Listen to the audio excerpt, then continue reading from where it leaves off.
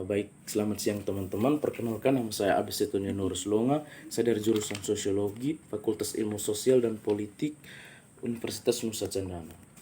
Baik, pada hari ini saya akan mereview hasil kerja saya yang sudah saya buat tentang COVID-19 yang memunculkan banyak analisis. Salah satu yang menarik di beberapa bulan terakhir adalah analisis terkait kapitalisasi dan monetisasi COVID-19. Dikabarkan bahwa ada isu yang mengatakan ada beberapa pasien sesungguhnya bukan pasien COVID tetapi oleh rezim kesehatan dimasukkan ke dalam kategori COVID. Dan di sini kami diminta untuk mengkaji isu tersebut dengan menganalisis menggunakan model analisis ROCP atau Rule Opportunity Capacity Communication Interest Participation dan Ideology. Seperti yang kita ketahui saat ini di seluruh negara mengalami fenomena wabah penyakit yang berasal dari COVID-19 atau yang kita kenal sebagai virus corona yang menyebar ke penjuru dunia, termasuk di negara kita sendiri, negara Indonesia. Tentu hal ini sangat menakutkan karena dengan adanya virus ini yang telah menyebar ke seluruh negara di dunia, termasuk Indonesia. Pandemi menyebabkan seluruh aktivitas masyarakat yang mengalami kendala. Hampir semua orang tidak bisa menghabiskan waktu di luar rumah. Untuk menekan risiko penularan COVID-19, masyarakat harus menerapkan tinggal di rumah. Untuk pekerja diberlakukan pekerjaan dari rumah, dan bagi para pelajar belajar dari rumah.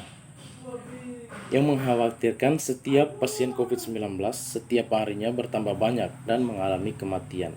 Tentu hal ini sangat meresahkan seluruh masyarakat Indonesia dikala virus ini setiap harinya bertambah pasien yang terjangkit virus corona dan angka kematian bertambah banyak dan ekonomi melemah.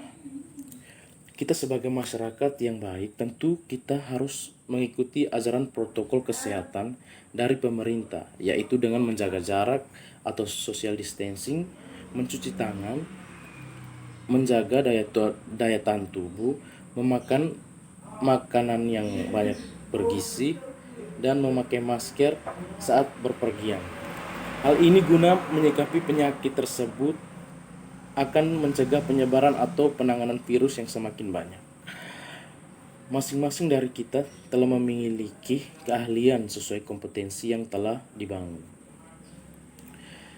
Kita kawal upaya pengambil kebijakan langkah-langkah pencegahan dan penanganannya. Kita patuhi saran dari ahli kesehatan untuk melakukan pola hidup sehat yang mengurangi risiko kita terpapar virus corona tersebut. Tidak ada yang salah. Hal ini kembali lagi kepada diri kita masing-masing untuk menyikapi hal tersebut walau dengan sisi yang berbeda.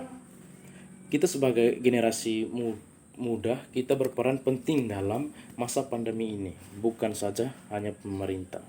Dengan disiplin dan melakukan edukasi protokol dan saling menguatkan dengan menjalin komunikasi digital sangat penting bagi kita untuk menguatkan agar masyarakat tidak tertekan dan juga menjadi agent of change guna membantu pemerintah memutus rantai penyebaran COVID-19. Mengingat pentingnya kesehatan dalam masa pandemi COVID-19. Marilah kita bersama-sama mengikuti anjuran pemerintah. COVID-19 mendatangkan isu-isu dan analisis sudut pandang yang berbeda. Baik teman-teman, di sini juga COVID-19 juga mendatangkan isu-isu dan analisis sudut pandang yang berbeda. Seperti yang kita ketahui, banyak isu-isu yang mengatakan bahwa adanya virus ini dibuat oleh oknum tertentu guna memanipulasi keadaan. Ada pula yang mengatakan virus ini tidak benar adanya atau hoax. Menyebar di Indonesia dengan segala macam bentuk, terutama penyebaran ketakutan. Sampai hari ini masih banyak hoax yang menyebar dan membuat simpang siur data dan jumlah korban serta informasi tentang fasilitas kesehatan yang menjadi rujukan kepada para pasien COVID-19, yang dimana orang yang terkena sakit biasa mereka mengatakan bahwa dia terkena virus corona dan rujukan sebagai pasien COVID. Ada pula yang mengatakan pandemi ini dilakukan agar bisnis mereka atau misi tertentu berjalan dengan lancar. Begitu banyak pandangan terkait COVID-19. Ada pula yang mengatakan dengan adanya pandemi sebagai golden opportunity untuk mempercepat ekspansi perusahaan. Ada pula yang mengatakan dengan adanya pandemi ini menjadi peluang luar biasa untuk melakukan ekspansi produk dan bisnis. Ada pula yang mengatakan adanya pandemi ini mitra kerjasama berjalan dengan lancar. Ada pula juga yang mengatakan guna memperlancar mitra bisnis umum mereka di berbagai bidang tanpa memikirkan dampaknya. Di samping terjadinya pandemi ini, ada banyak sisi positif yang terjadi. Sisi positif tersebut antara lain kita semakin sadar akan menjaga kebersihan baik dalam diri maupun lingkungan. Lebih banyak waktu untuk berkumpul bersama keluarga di rumah selama berlakunya pembatasan social distancing. Untuk anak sekolah lebih banyak belajar menggunakan internet sehingga semakin mengenal atau lebih memahami alat komunikasi seperti komputer maupun handphone. Bagi orang yang sering berkumpul di tempat-tempat terlarang, tidak lagi melakukan hal tersebut karena dilarang untuk berkumpul. Dan salah satunya juga kita semakin sadar bahwa hidup ini jangan hanya untuk kebahagiaan saja. Baik teman-teman, di sini juga saya menggunakan model analisis Rosipi yang berkaitan dengan kapitalisasi dan monetisasi COVID-19. Yang pertama ada rule atau peraturan.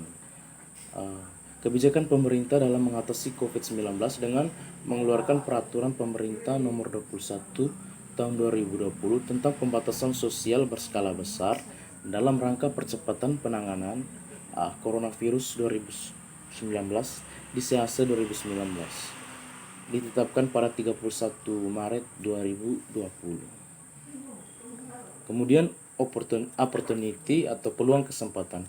Munculnya kaum kapitalis yang memanfaatkan masa pandemik untuk kebutuhan bisnisnya. Walaupun banyak persoalan mengenai keterbatasan ekonomi di masa pandemik, tidak menyurutkan niat para pelaku usaha seperti halnya kaum borjuis akan melakukan segala cara demi melancarkan bisnisnya. Contoh mereka menawarkan kaum tani yang mempunyai tanah agar menjual kepada mereka, dimaksud untuk mengembangkan proyek bisnis dan modal investasi. Kemudian capacity atau kemampuan pemerintah dalam menangani kaum kapitalis yang mengganggu jalannya roda perekonomian negara dengan berbagai upaya. Salah satunya ialah memberikan bantuan sosial COVID-19 untuk meminimalisir keterbatasan akan kegagalan dalam perekonomian. Kemudian communication atau komunikasi. Lambatnya pemerintah dalam memberikan informasi kepada masyarakat mengenai kebijakan yang akan dilakukan oleh pemerintah, sehingga munculnya berbagai pergolakan ekonomi dalam suatu masyarakat dan situasi arus ekonomi sangat lambat dan membuat kaum kapitalis semakin merajalela. Kemudian interest atau kepentingan. Tentunya kaum kapitalis melakukan segala pemenuhan kebutuhan bisnisnya tersebut semata-mata hanya ingin meraup keuntungan bagi dirinya sendiri dan meningkatkan kualitas hidupnya. Sedangkan pemerintah juga berupaya mengatasi kesinambungan yang terjadi akibat merosotnya perekonomian demi kebutuhan mendasar pada masyarakat. Kemudian setiap proses yang diberikan pemerintah kepada setiap instansi atau kelembagaan yang mengatur dan mendistribusikan bantuan sosial terhadap masyarakat memiliki keterbatasan atau ada berbagai kendala yang menyebabkan proses pendistribusian sangat lambat. Yang terakhir adalah ideologi yang semua yang dilakukan pemerintah dalam mengatasi COVID-19 tentunya sudah dilandasi oleh peraturan perundang-undangan dan hak masyarakat itu sendiri mendapat perlindungan dari pemerintah, baik dalam hal perekonomian, kesehatan, dan lain-lain, agar masyarakat terhindar dari paparan virus COVID-19. Baik teman-teman, terima kasih, demikian penjelasan saya dalam mereview kembali UAS mengenai kapitalisasi dan monetisasi COVID-19. Terima kasih.